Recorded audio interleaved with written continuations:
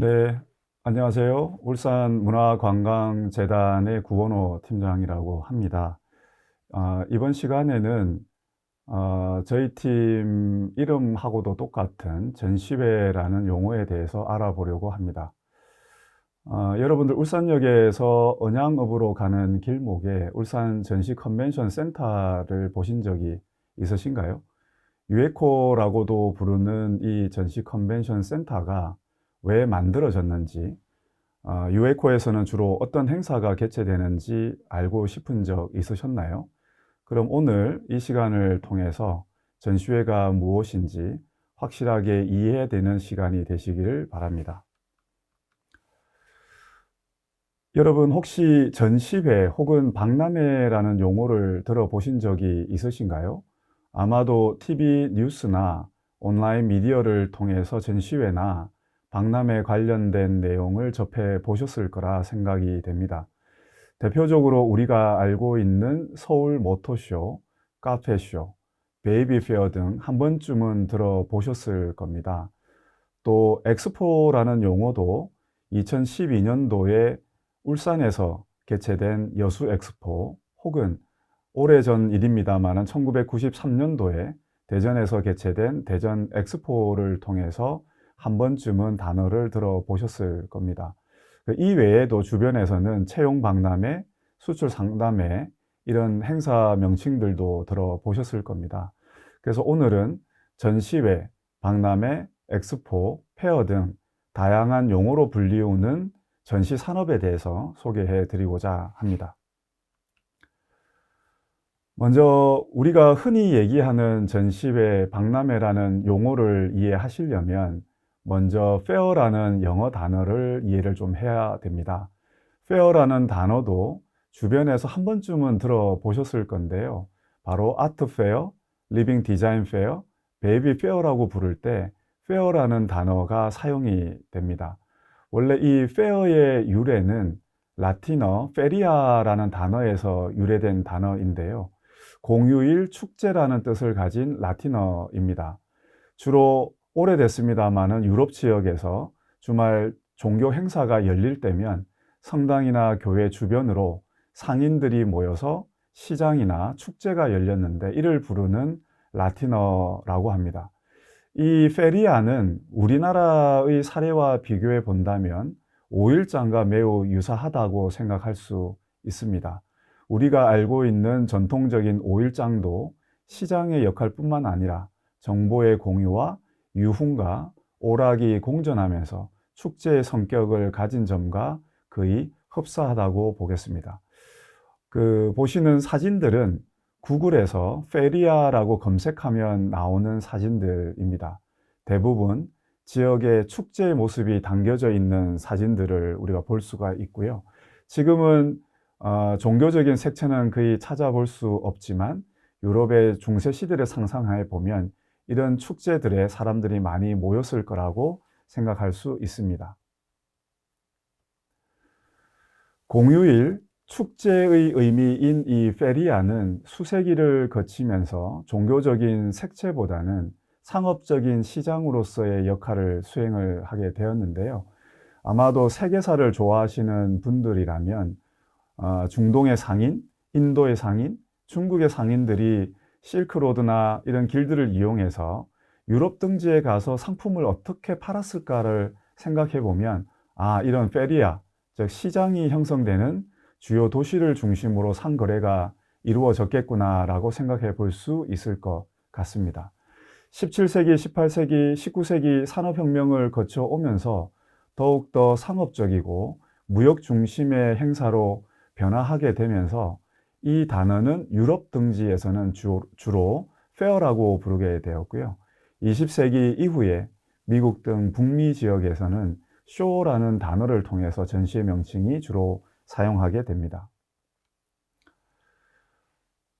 전 세계적으로 페어 혹은 쇼라고 불리우는 전시회는 주로 상품과 서비스를 판매하는 기업과 구매하는 기업이 특정한 기간 동안에 코엑스 들어보셨죠?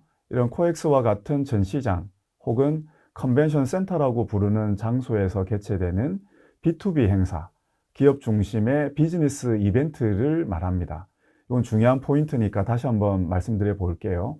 전시회는 주로 상품과 서비스를 판매하는 기업과 구매하는 기업이 특정한 기간 동안에 전시장 혹은 컨벤션 센터라고 부르는 장소에서 개최되는 기업 중심의 비즈니스 이벤트를 말합니다.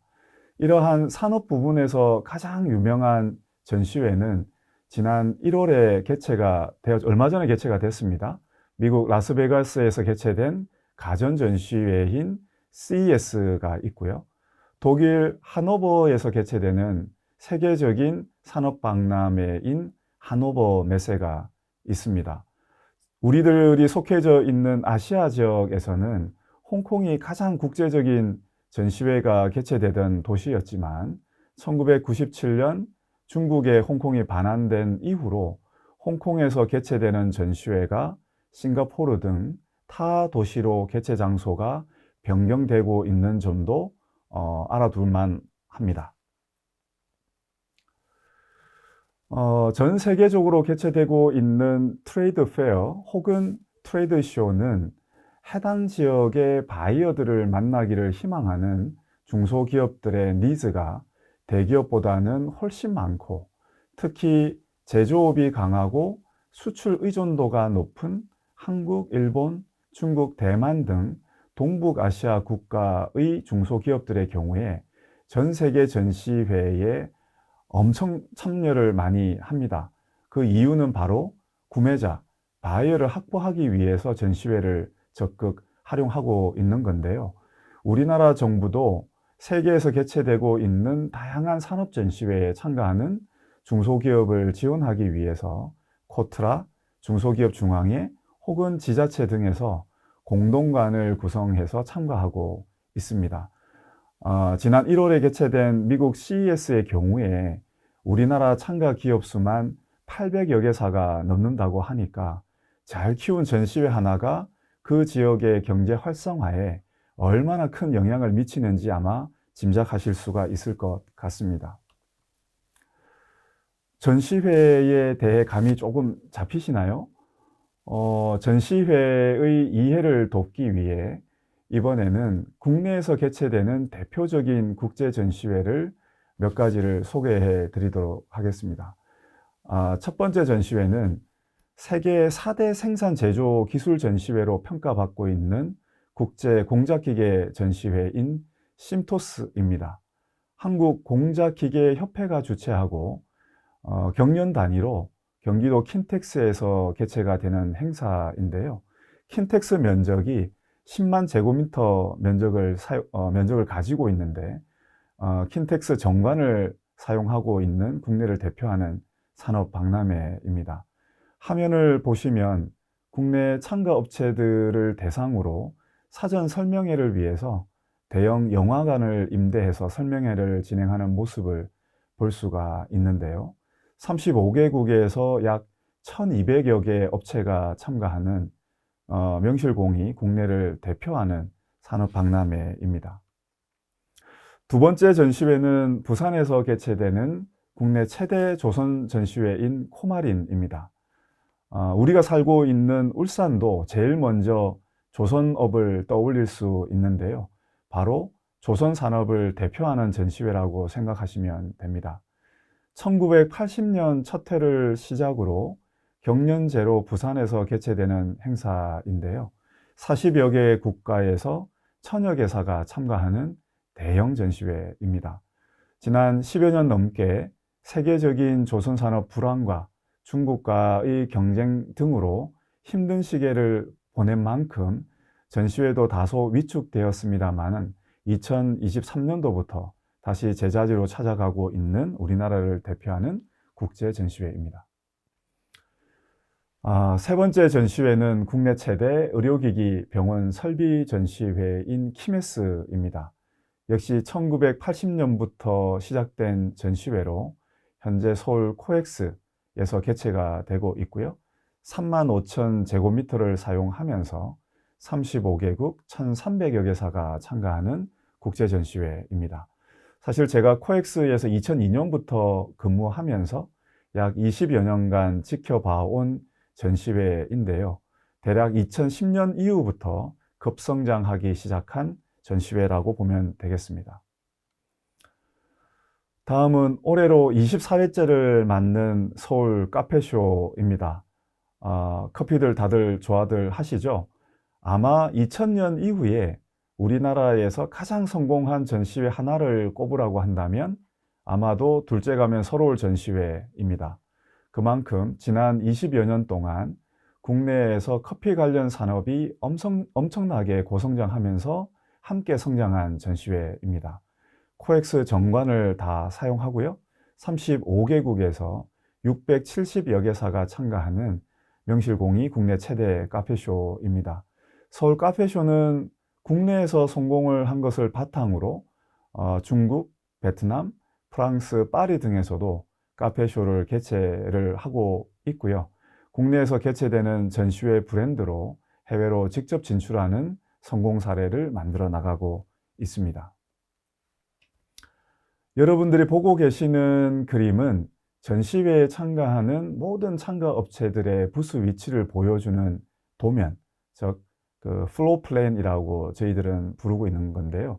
보시는 도면은 국제 포장 기자재 전시회입니다.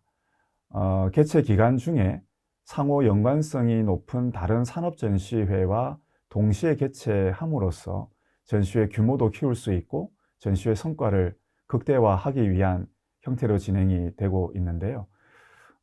경기도 고양 킨텍스에 개최하고 있는데 약 4만 제곱미터 면적을 사용하고 있습니다. 앞에서 잠깐 언급드린 코엑스의 전시 면적이 3만 5천 제곱미터이고요. 우리 울산 전시 컨벤션 센터가 8천 제곱미터 규모이니까 비교하여 보시면 얼마나 큰 전시회인지 알 수가 있을 듯 합니다.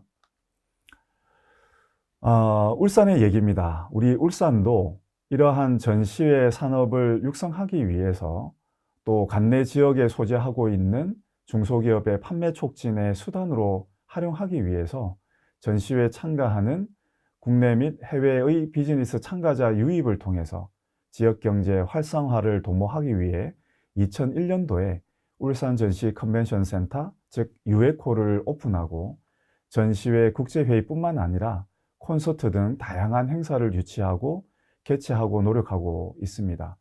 화면으로 보고 계시는 사진은 2021년도에 유에코 개관 행사로 개최된 울산 국제 수소 에너지 전시회와 안전산업 위크라는 전시회 사진입니다. 저희 설명이 끝나고 맨 뒤에서 국제 수소 에너지 전시회인 경우에 전시회장이 처음부터 어떻게 조성돼서 오픈하고 있는지를 동영상을 보시게 될 텐데요. 아마 그 동영상이 전시회가 처음에 세팅되고 개최되는 일련의 과정을 저희들이 타임라인으로 묶은 거기 때문에 아마 도움이 되시리라고 생각이 됩니다. 앞으로도 울산의 대표 산업과 신성장 산업과 연계된 전시회를 개최해 나가도록 열심히 노력 중에 있습니다. 다음은 전시장 얘기를 잠깐 할 건데요. 세계 각국은 대형 산업무역 전시회 개최가 가능한 전문 전시장을 보유하고 있습니다. 전시장의 경우에는 전시 면적을 주요 기준으로 삼고 있는데요. 가장 큰 전시장 순서로는 현재 1위가 독일 하노버 메세이고요. 49만 6천 스퀘어미터입니다. 저희들 울산 전시장이 8천 제곱미터라고 말씀드렸죠. 규모가 어마어마한 전시장이라고 할 수 있겠죠. 2위와 3위는 중국의 선전시와 상해시가 보유하고 있는 전시 컨벤션 센터이고요. 4위는 다시 독일입니다. 프랑크푸르트 메세 전시장입니다. 사실 글로벌 전시회는 독일, 중국, 미국 등 3개국에서 상당수가 개최되고 있는 것이 사실인데요. 독일은 2차 세계대전의 패전국이죠. 종전 이후에 독일의 산업 재건을 위한 수단으로 독일은 도시별로 전시장, 여기서 독일어로는 메세라고 부릅니다. 전시장을 건립해서 경제 성장의 발판으로 전시회를 이용을 했고요. 중국은 최근 20여 년간 세계의 공장으로 불릴 만큼 제조 중심의 경제 성장이 이루어져 왔습니다. 미국 다음에 소비 시장으로 급부상했죠. 또한 이에 대한 동시에 수많은 전시회가 중국에서 개최되고 있고 이를 수용하기 위해 대형 전시장이 건립이 되었습니다. 이 외에도 미국, 이탈리아, 러시아 등도 대형 전시장을 보유하고 있고요. 홍콩의 세락과 함께 싱가포르에도 대형 전시장이 들어서고 중동, 남미 지역에도 전시회가 활발히 개최되고 있습니다. 우리나라 전시장에 대한 부분을 잠깐 들여다볼까요? 우리나라는 2021년 기준입니다. 18개의 전시 컨벤션 센터를 보유하고 있습니다. 전시장 면적 순으로 보면 경기도 고양시에 위치한 킨텍스 전시장이 10만 제곱미터로 제일 크고요. 다음은 부산 백스코, 대구의 엑스코, 서울 코엑스, 인천 송도 컨벤시아 순입니다. 울산은 전국에서 13번째로 전시 컨벤션 센터를 2021년도에 개관해서 운행 중이고요. 전시회 개최 숫자로 보면 2022년 기준으로 672건의 전시회가 국내에서 개최가 되고 있습니다. 많은 전시회가 개최가 되고 있었고 여러분들이 아마 모르는 전시회도 상당히 많으리라 생각이 되네요. 18개 전시장 중 현재 증축이 완료되었거나 진행 중인 센터를 제외하고도 앞으로도 충청북도의 청주 전시장, 천안 전시장, 또 잠실에는 제2 코엑스 전시장 신축도 예정이 되어 있어서 앞으로도 대한민국 전시장 면적은 계속 확대가 될 예정입니다. 여러분, 지금까지 페어 혹은 전시회에 대해서 살펴보았는데요. 지금 보시는 화면은 지난 50년간 우리나라 전시산업의 발전상을 숫자로 보여주는 그림입니다. 1979년도에 코엑스가 건립이 되었는데요. 그때 하나였던 전시 컨벤션 센터가 2021년 기준으로 이제 17개로 늘어났습니다. 2000년도에 132건으로 집계가 되던 전시회 개최 숫자도 650건으로 늘어나면서 전시회 참가하는 참가업체와 참관객 숫자도 대폭 늘어났다는 것을 알 수가 있습니다. 재밌는 대한민국 전시산업 50년사는 한국전시산업진흥회라고 부르는 기관의 홈페이지를 방문하시면 더 자세하게 보실 수가 있습니다. 참고하시기 바라고요. 자, 다음은 이제 전시회하고 다소 혼동하는 엑스포라는 용어에 대해서도 한번 알아보겠습니다. 엑스포는 앞서 말씀드렸던 대로 1993년 대전 엑스포, 2012년 여수 엑스포가 우리나라에서 개최가 되었기 때문에 좀 더 페어보다는 친숙한 용어라고 생각이 됩니다.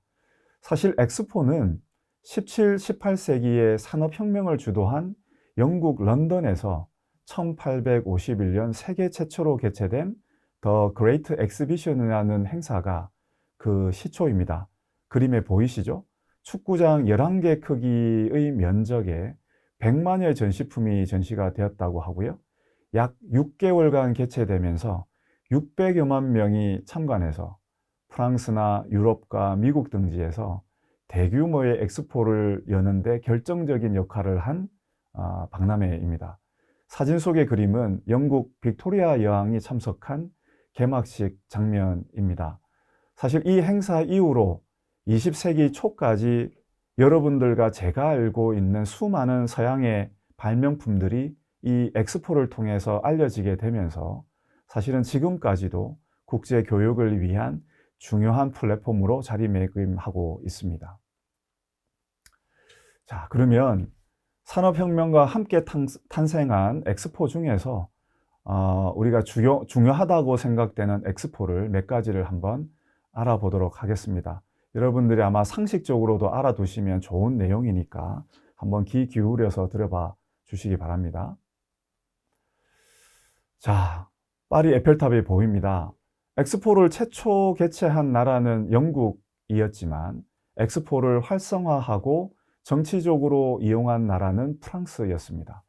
나폴레옹 집권기에 전국 규모의 엑스포를 기획해서 5년마다 엑스포를 개최해서 엑스포를 대중적으로 알리는 계기를 마련을 했습니다. 여러분들 파리 하면 생각나는 에펠탑 아시죠? 사실 에펠탑은 1889년 파리 박람회를 기념해서 기념물 공모에서 구스타프 에펠이 설계해서 파리 박람회 출입구로 조성한 건축물입니다. 사실 에펠탑은 애초 1910년도에 해체될 예정이었습니다마는 파리의 명물이 되면서 영구 보존 결정이 내려졌고요. 1937년도까지 총 6차례 프랑스가 박람회를 열어서 최대 엑스포 개최 도시 기록을 현재까지도 가지고 있습니다. 생소한 그림이시죠? 1893년 미국에서 콜롬비아가 아메리카 대륙 발견 400주년을 기념하기 위해서 콜롬비아 박람회를 시카고에서 개최한 박람회입니다. 사실 미국은 1853년부터 1915년까지 7번의 박람회가 개최가 되었는데요. 사실 이 콜롬비아 박람회가 최초로 수익을 내고 끝낸 전시회가 이 박람회였다고 합니다. 이 박람회가 우리에게 의미가 있는 것은 대조선, 즉 코리아의 국호를 내걸고 우리나라의 한옥 형태의 전시실을 조성하고 세계 박람회에 처음 참가한 행사이기 때문입니다. 비록 참가국 중에서 가장 작은 규모였지만 이국적 전시물 등으로 관람객들의 호기심을 끌었다고 합니다. 이 전시물들은 시카고의 필드 자연사 박물관에 소장되어 있다가 시카고 박람회가 개최가 된 후 정확히 100년 후인 1993년도 대전 엑스포에서 30점이 전시가 된 바 있습니다.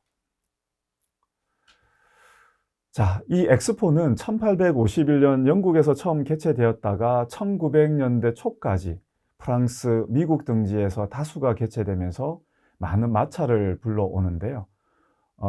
따라서 이에 1928년도에 프랑스 정부의 요청에 의해서 31개국의 정부 대표회의가 개최가 되고 세계 박람회에 대한 국제협약이 제정이 됐습니다. 그 이름이 바로 국제박람회기구 BIE라고 설립이 되는데요. 이 BIE가 국제박람회 개최지를 결정하고 개최 및 참가에 대한 각종 기준을 마련하게 됩니다.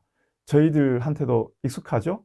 바로 작년 2030년 부산 엑스포 개최지가 부산이 아닌 사우디아라비아 리야드로 결정된 것도 바로 BIE 회원사의 투표의 결과였습니다.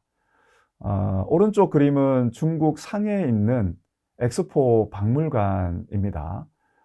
월드 엑스포 박물관이 중국 상해에 공식적으로 오픈하고 있는 점도 이채롭다고 볼 수 있겠네요. 다음 그림은 1970년 오사카 엑스포의 그림입니다. 70년 오사카 엑스포는 64년도의 도쿄 올림픽과 함께 지금의 일본을 만들어준 최대 공신 중에 하나의 행사입니다. 참가국이 77개국에 달했고요. 관람객 수는 6,400여만 명의 신기록을 가지고 있습니다. 오사카 엑스포는 세계 경제의 주도권이 동아시아로 넘어왔음을 알리는 신호탄이 되었고요. 엑스포가 더 이상 서방 선진국의 전유물이 아니라 공생의 문명 양식으로 자리 잡는 계기가 된 행사였습니다. 다음은 2000년 6월 1일 독일 하노버 엑스포입니다. 여러분들은 아마 2000년도를 잘 기억을 하시죠? 밀레니엄 1000년이 이제 바뀌는 시대여서 상당히 사회도 혼란스러웠던 부분이 있었는데요. 그 2000년 6월 1일 독일 하노버에서 바로 이 박람회가 개최가 되었습니다. 새로운 밀레니엄을 맞는 의미로 에너지, 교통, 통신 등 지속 가능성을 강조해 왔고요. 바로 독일 하노버는 4차 산업혁명의 발원지로 자리매김하고 있는 도시이기도 합니다.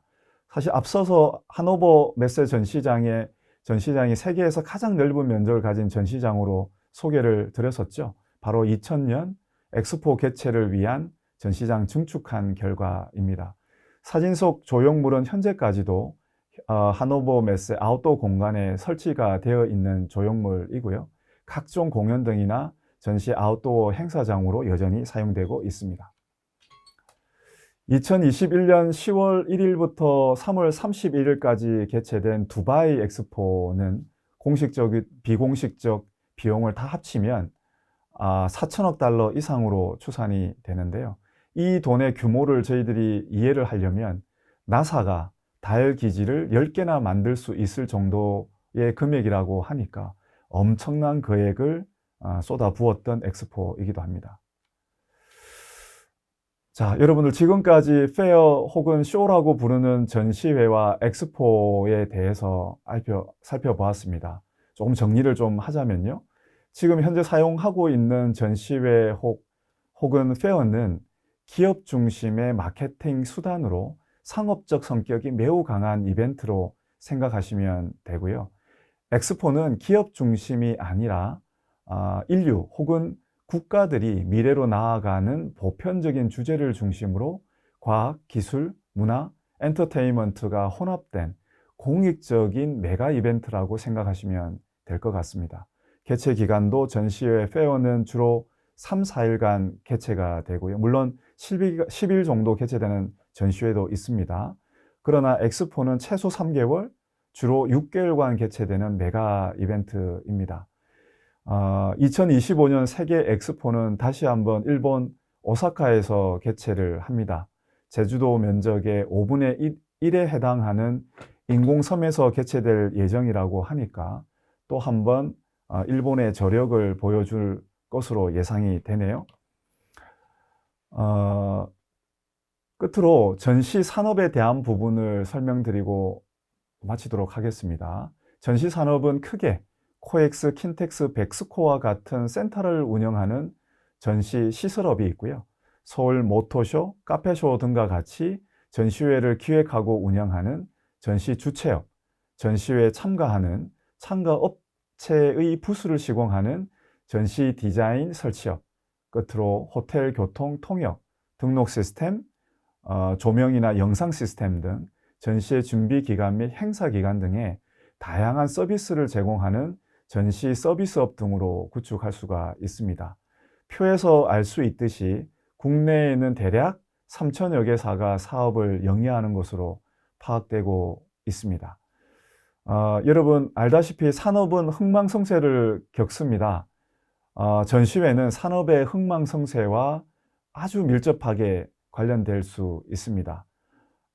새로운 산업이 등장할 때마다 또다시 새로운 전시회가 나타나는 경우가 많으니까 한 번쯤은 이러한 전시회 산업에도 관심을 가져보는 것은 어떨까요?